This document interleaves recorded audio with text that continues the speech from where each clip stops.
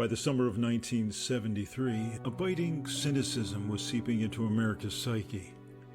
The economy was mired in the worst recession since the 1930s. A long, costly war in Vietnam had been abandoned with neither peace nor honor. A political scandal called Watergate was taking down a president on live television. But as always, it was music that offered us solace, hope, and inspiration. Stevie Wonder took our spirits to higher ground. Tony Orlando tied a yellow ribbon around an oak tree. And Bob Marley implored us to get up and stand up. In June of that year, Dr. John found himself in the right place at the wrong time. In July, an aging Elvis asked a billion fans listening in on a live satellite broadcast, "Where do I go from here?"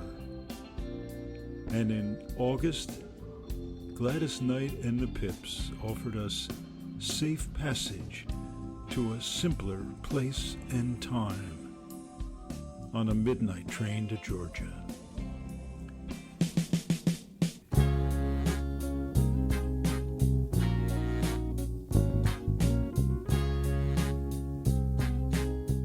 It instantly struck a nerve with millions of Americans. It was a sad song, a story of failed dreams, and at the same time, it was also a tribute to loyalty and compassion in tough times.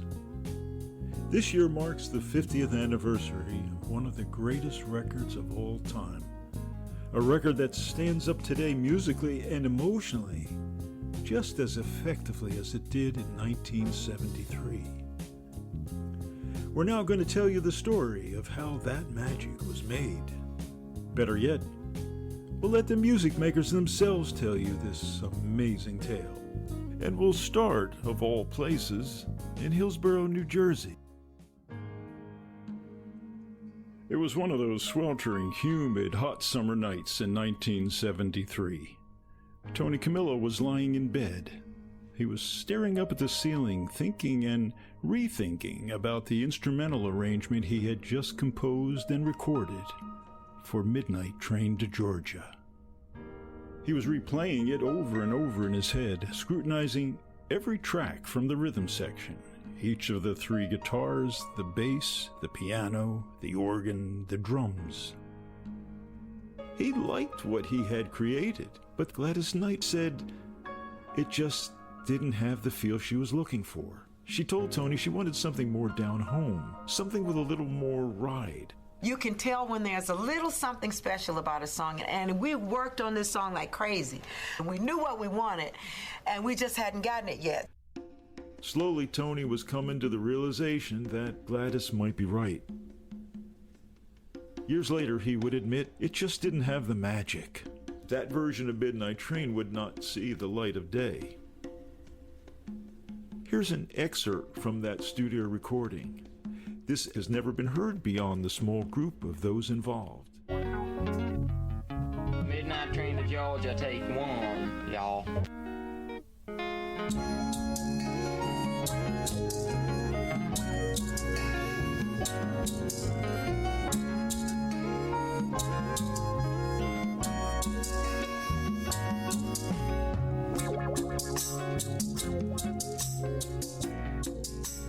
Bubba Knight, Gladys's older brother and head pip, recalls listening to that version. When we heard it, we called Tony back, right? We said, no. This is what's happening right now in the music business. You know, Al Green had out. So in love with you, ever you want to do. He had those kind of things with that kind of feel on it. Tony, come on, man, get some of that Al Green feel on this song, man.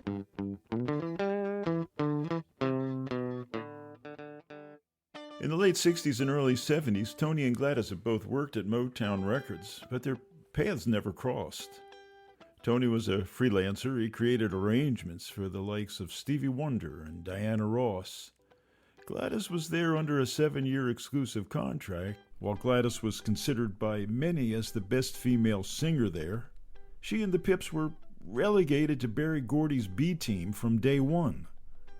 They never got the attention, the songs, or the promotion that the top acts received, like Smokey Robinson and the Miracles, the Temptations, the Four Tops, and perhaps more significantly, Diana Ross and the Supremes.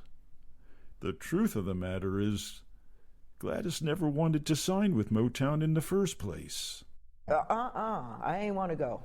Gladys and the Pips knew many of the artists working there, and she had heard enough cautionary tales to give her serious pause. And I had heard things about the company that just frightened me. And so I said that something's not right over there. And as we looked more and more at Motown, to be very, very honest with you, I was afraid that we would not get the attention that we needed or deserved even, because they had a caste system over there, and to penetrate that, I felt was going to be very tough. People think that Motown was our first record company. They were the 13th. So we knew what the business was like. You know what I'm saying? But they were a democracy. Gladys and each of the three Pips had equal say on business matters. On the matter of joining Motown, Gladys was outvoted 3-1.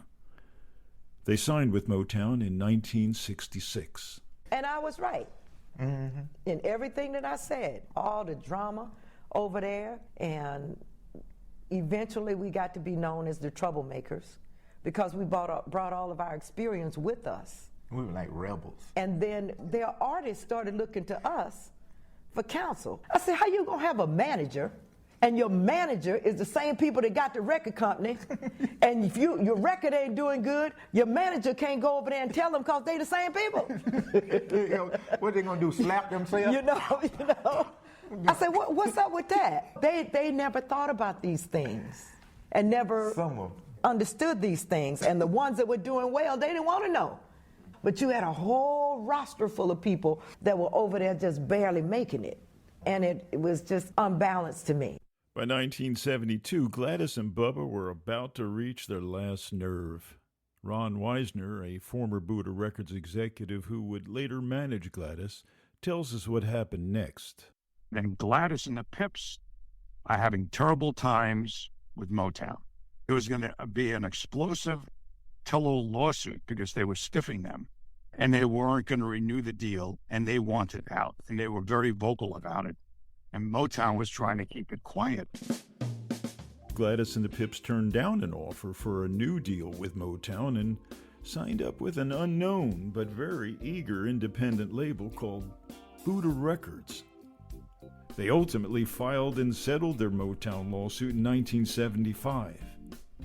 The move to Buddha would by no means be the end of their skirmishes with the unsavory business side of making music. They had no idea, for example, that Buddha had a nefarious silent partner, a violent, high-ranking mafia leader. Journalist Frederick Dannon came upon him during research for his highly acclaimed book, Hitmen, Power Brokers, and Fast Money Inside the Music Business. Sonny Franzese was a capo in the Colombo crime family. He was what you'd call a gangster's gangster. He was the real thing. There came a point where Sonny Franzese invested, according to an interview I did, $25,000 in Buddha. And it's a matter of public record that Sonny was a partner in Buddha. He was a legendary hitman who had dozens of hits to his credit. And he'd been tossed out of the U.S. Army as a psychoneurotic with pronounced homicidal tendencies. Listen to Bubba's reaction after just now hearing about Sonny Franzese. Oh, no, shut up. Oh, God. Oh, Lord. I had no idea. Now you're making me nervous. Now you're making me nervous. Oh, my God. I am so glad we didn't know, because that would have put a damper on our growth, our progress. That would have put a damper on it, man. But as for that decision to leave Motown in 1972, well, it turned out to be the best thing that ever happened to them.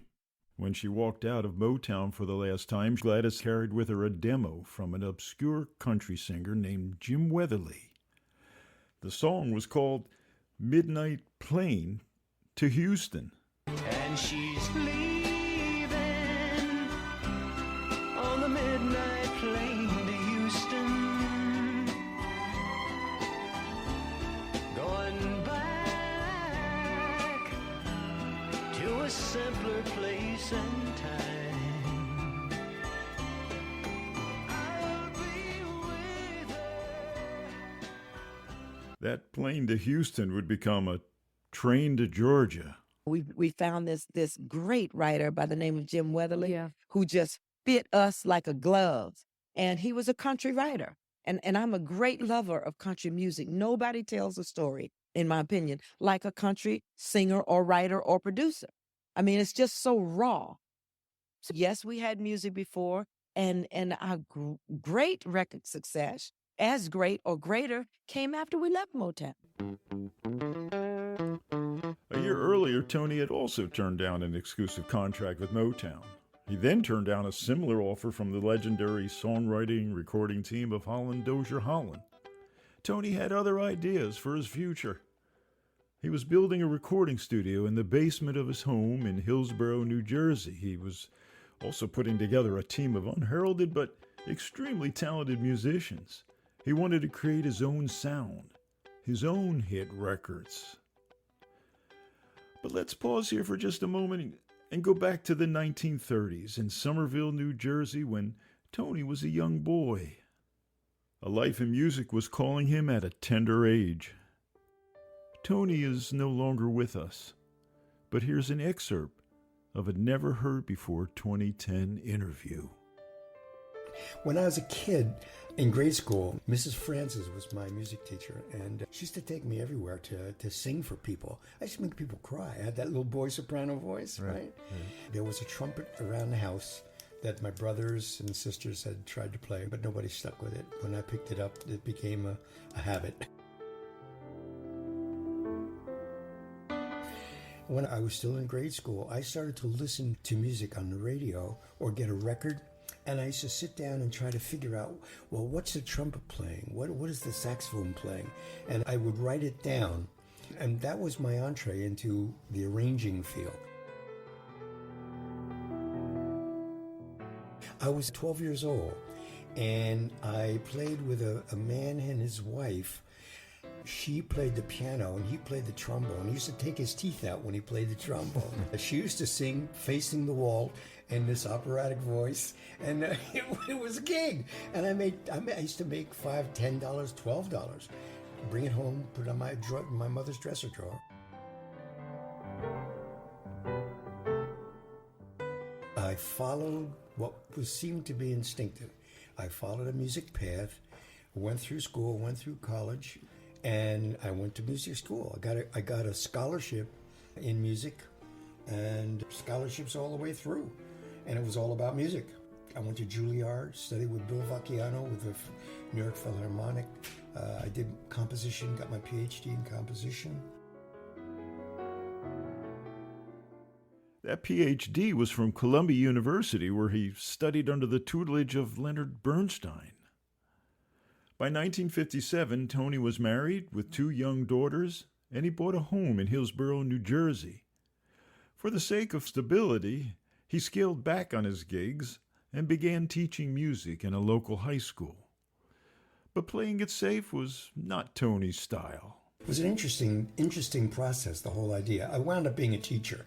And although I really put my heart and soul into teaching, it wasn't fulfilling enough. And I made a conscious decision, I got to find a way out.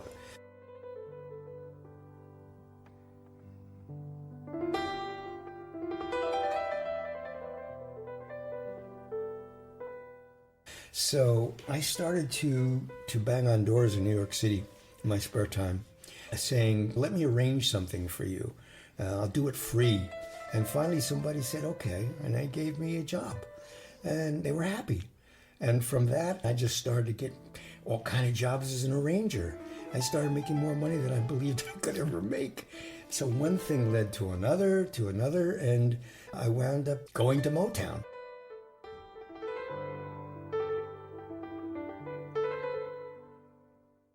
In 1973, Tony's assistant engineer was an 18-year-old local kid named Dave Dominich. Everyone called him Nitch. For the Midnight Train studio sessions, his job was to run cables and set up microphones. But later, he would become Tony's head engineer and lifelong friend. Tony was brilliant. Just well, because he could hear the whole thing in his head. That was the amazing. I used to go up there, especially when Tony was doing like string and horn arrangements. He had a desk set up next to the fireplace upstairs, and he had his reel-to-reel tape deck, and he generally would wear headphones. So you wouldn't hear the music, but you just hear Tony. He'd always look up into the sky, and you'd hear him singing out the string parts or the horn parts, and then he'd look down and he'd inscribe it onto the music paper. The amazing thing about Tony is he could sit there and write a whole string part for a whole thing in a half hour, for three violins, viola, and cello. I mean, Tony was just an amazing guy, and no was not in his vocabulary or impossible. Okay, so let's return to where we started, on that hot, steamy New Jersey night in 1973. There's Tony lying in bed, staring at the ceiling, creating a rapid-fire tarn of new piano chords and bass lines in his head. Then from somewhere in the throes of that restless night, an epiphany bubbled up from Camillo's subconscious. He woke up the next morning with an entirely new arrangement in his head. It had come to him in a dream. I went to sleep that night, and I woke up in the middle of the night, actually. It came to me during my sleep, and I woke up and I heard it, and it was just really funny how that just fell into place the way it did. That was one of the things that I will never forget.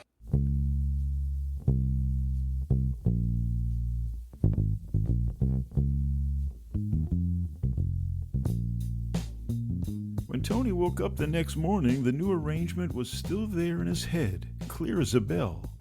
It was much simpler, more soulful than the current version, and there was no longer a need for that large, oversized rhythm section he was using.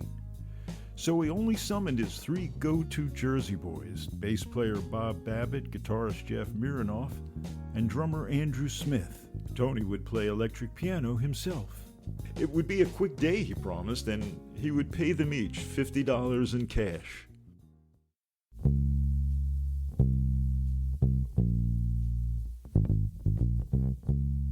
Bob Babbitt had been a member of the legendary Motown studio band, the Funk Brothers.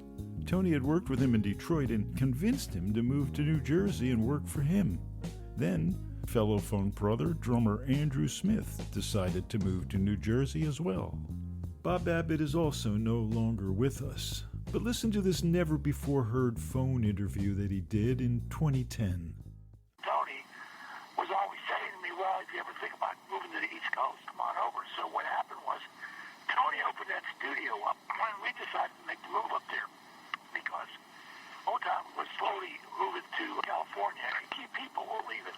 So every time another producer, ranger, or artist or something left, then you could see it was like something's going to go on. And the people that I was working for, all of a sudden you don't see them anymore. So I made the move to the East Coast. I started working for Tony right away. You follow the music. Jeff Mironoff, a young, talented guitarist who had been one of Tony's students. Mironoff limped in that Sunday evening with a really bad case of sunburn. He had spent just a bit too long a day at the Jersey Shore. We went into his office, and he, after a brief explanation, commenced to playing some snippets of an Al Green album, just to immerse us in what he hoped was the essence of what Gladys was wanting. And so we went out into the studio and fired up our equipment, tuned up, and we started running it down. And there were only 4 of us playing together that day, as opposed to a much larger rhythm section on those first 2 editions of Midnight Train.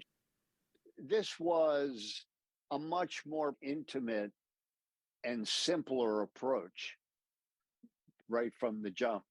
In that kind of environment, everything breathes differently.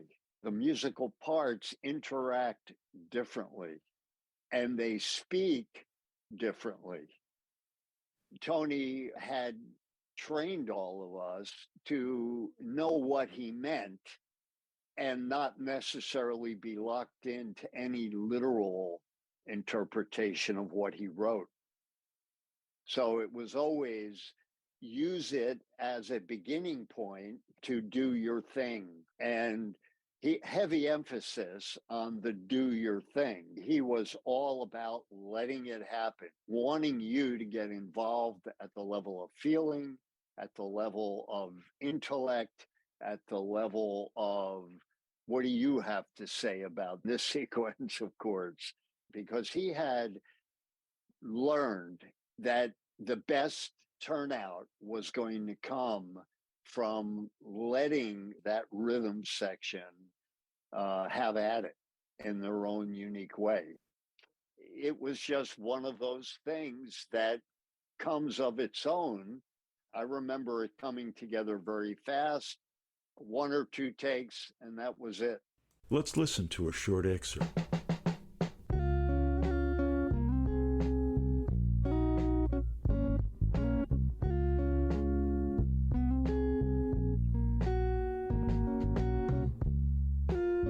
Together, Tony and his three talented go-to Jersey boys had found the feel Gladys was looking for.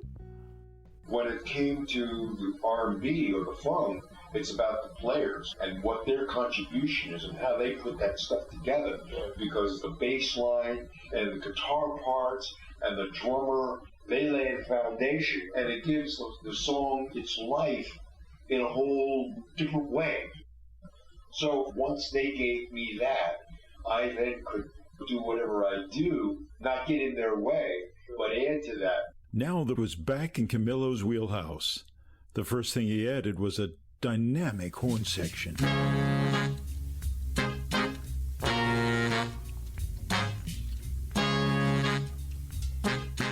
Tony then turned to Ed Stasium, his 23-year-old novice sound engineer, to do a quick mix and send it right to Gladys in Detroit.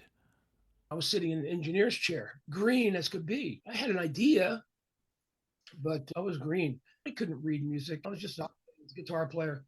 I had been in studios as a player in a band, and I also was doing demos in my band's manager's basement and in my basement at my parents' house. Andrew Smith and Bob Babbitt were Tony's buddies from Detroit, and Tony somehow convinced them to move to New Jersey to be part of a house band at Venture Sound. I cut my teeth recording demos with those guys. Gladys and Bubba were ecstatic. And Tony said that back. That's it. That's what we're looking for, right? That's it. Okay, let's go in the studio. Oh man, after being derailed for 4 months, the Midnight Train was finally back on track and now steaming towards Georgia. Tony then called on Barry Miles, another extremely talented Jersey musician, to add a piano part. Barry was a child prodigy. Even as a kid, he was playing with Miles Davis and John Coltrane. By the early 70s, he was an influential pioneer in jazz fusion. And later he would become Roberta Flack's music director. But on this day, he was doing session work for Tony. Tony threw a chart in front of me and he said, okay, listen to this track. And I'd like you to go for yourself, especially in the intro, but if you can have a little country flavor to it, that would be great. The first thing that you hear in a song and the last thing that you hear in the song are really important. And Tony was so aware of that because it states the whole mood of the thing and it hopefully draws people in. And I came up with a little catchy Floyd Kramer-esque line in the very beginning of the intro. And Tony said, yeah, that's great. That's exactly what I'm looking for. And here's what he came up with.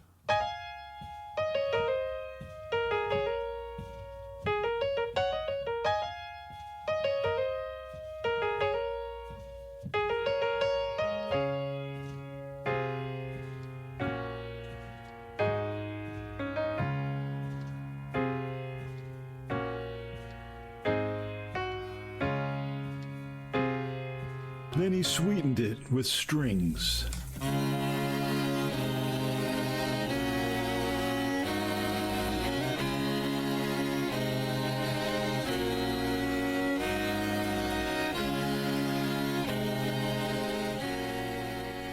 And Tony played the Hammond organ part himself.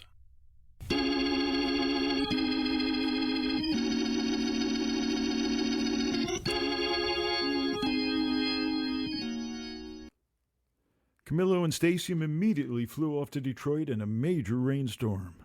They met Gladys and the Pips at a recording studio, and the first thing they did was record the Pips' unforgettable background vocals. Leaving on that midnight train to Georgia. Whoop, whoop. And then, it only took one take for Gladys to do her part. He's leaving on that midnight train to Georgia. Yeah. Said he's going back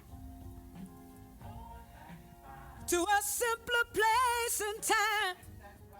Listen to Barry Miles' take on what you just heard. You can look at it as one take, but it really wasn't. I mean, it was the one recording, but it was like the culmination of a lot of preparation. She had been rehearsing that song for God only knows how long in her head, and previous versions and things. I mean, she's really a special artist. Everything she does, her pitch is perfect, her phrasing is perfect, her time is perfect, you know, the quality of everything that she does, the voice, that's all there. So she doesn't have to spend that much time, spent that time somewhere in her life, probably in church, rehearsing or performing since she was a little kid. She's a special artist. Gladys can sing jazz like wonderful, and she can sing anything. Everyone in the studio was just overjoyed, I mean blown away as they listened to the playback. But Bubba had an idea for just one more thing to do. And Gladys went in to lay her vocal down. And she was so good. One take, bam, that's it. Let's check it out though. When I was listening to the playback, and my sister at that particular time had a problem with ad-libs. And so when we got down to the end of Midnight Train to Georgia, and I heard something, and I went up to the board and I punched the talk back. And while they were playing, I said, Gladys, say this. I got to go. I got to go. Hey, I got to go. I got to go. And she went back in there after she laid down that first take. She went back and put that on top of that first take. Bubba's idea was a stroke of creative genius. It brought the song home with an emotional crescendo.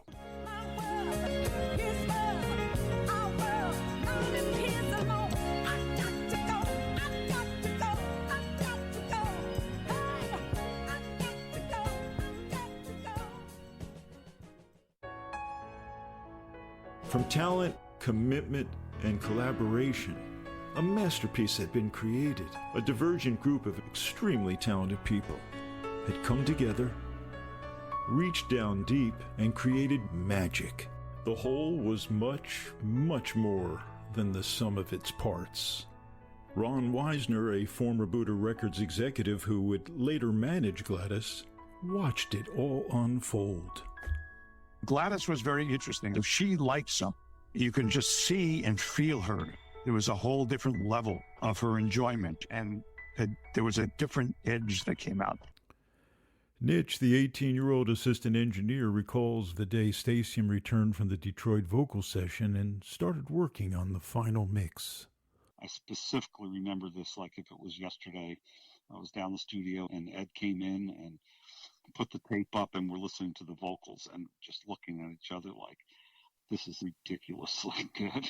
You know, it was just so amazing. And here's Bubba's tribute to everyone involved. I love Midnight Train to Georgia for the chemistry that went into that song. Jim Weatherly's writing, the story was beautiful. Tony Camillo's arrangement put a frame around that song that Jim had written. And then we jumped in there and put ourselves in the picture.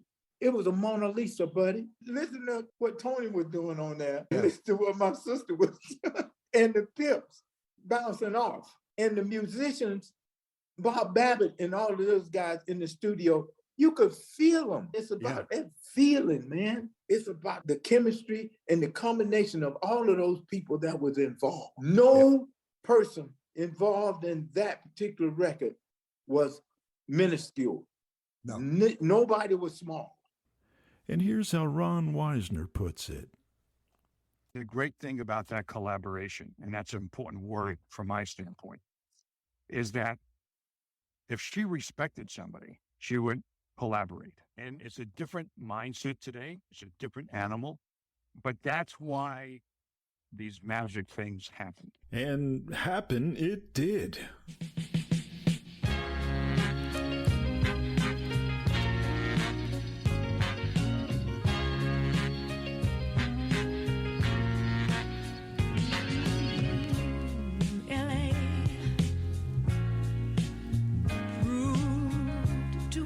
For the man, too much for the man.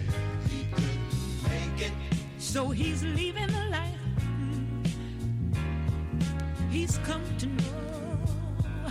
Ooh. He said he's going back to find, ooh, what's left of his world, the world he left behind. Not so long ago, he's leaving on that midnight train to Georgia. Leaving on the midnight train. Yeah, said he's going back to a simpler place and time. Oh, yes, he is. Right by his side. I'll be with him.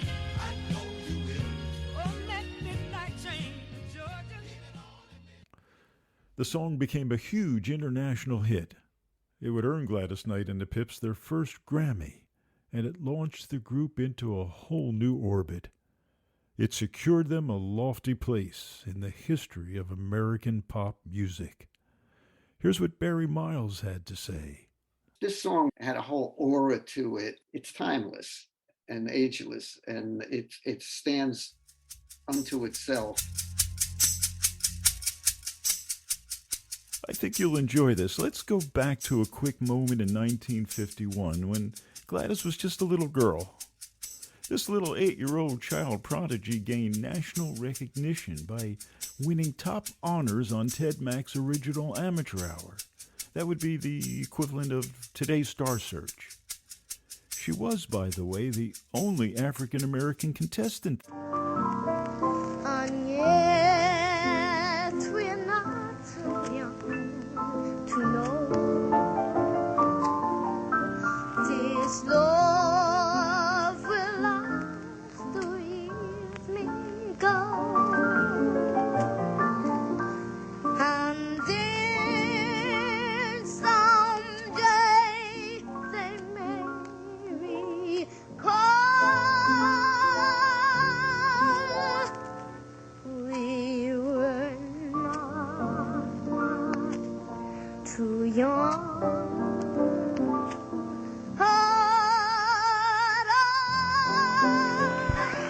When Ted Mack asked her what she wanted to be when she grew up, she replied, "A concert singer."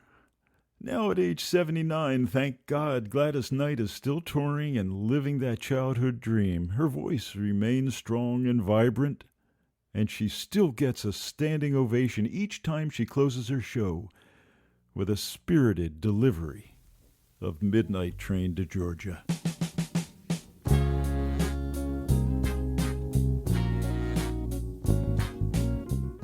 This has been a production of the Gumption Group. Ian T. Shern is the creator, writer, and executive producer of this podcast. He also happens to be the son-in-law of the late Tony Camillo, who produced and arranged Midnight Train to Georgia. Robin Garb is the narrator and music supervisor. Robin Garb was also an invaluable consultant, sharing the wisdom and expertise he accumulated during his long, distinguished career in the music, record, and film industries. Nationally acclaimed musicians and composers Vince DiCola and Kenny Meredith graciously donated the podcast underscore they created. Special thanks to the Columbia Center for Oral History, which provided an audio interview of Gladys and Bubba Knight from its 2011 Apollo Theater Oral History Project. Thanks also to music journalist Chris M. Jr., who shared his audio interview of Bob Babbitt, and Jeff Mironoff, who provided his audio interview of Tony Camillo. Audio engineering was provided by Jordan Gaspore. Steve Diacutis, former head engineer for Tony Camillo, donated his audio mixing skills. Broadcast veteran Rebecca Sebastian graciously shared her knowledge of the broadcast business.